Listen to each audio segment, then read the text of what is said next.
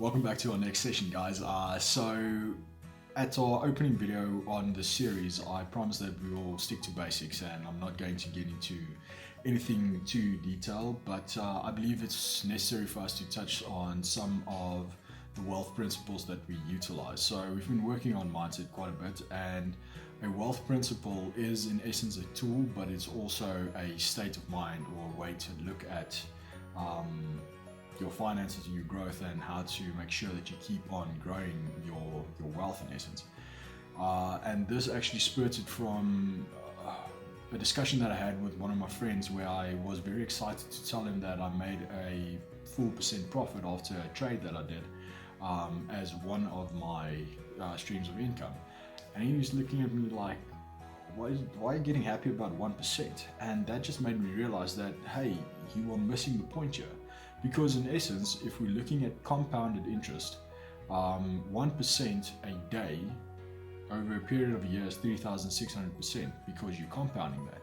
So I get excited about 1% because I know tomorrow I'm going to make another 1%, and tomorrow, the day after that, I'm going to make another 1%. So in essence, I'm just trying to help you understand that Einstein was 100% correct when he said that compounding interest is the eighth world wonder. So please don't miss how important doing the small things right on a regular basis or on a daily basis is. Because if you can make 1% profit a week, that is 4% a month, I mean that is 48% a year. What bank account is going to give you that? So celebrate your small profits. As long as you take a profit, you will never lose.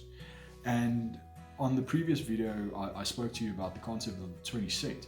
And some of the comments that came through started laughing at me and said, yeah, but what's 20 cents going to make? Or what's a $1 going to make when I was talking about it? And this brings us back to this principle exactly of compounding.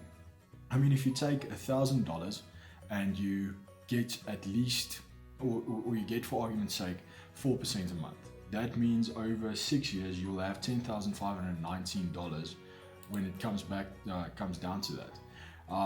But if you now go and add $10 onto that, in that same period, that amount will be $12,899.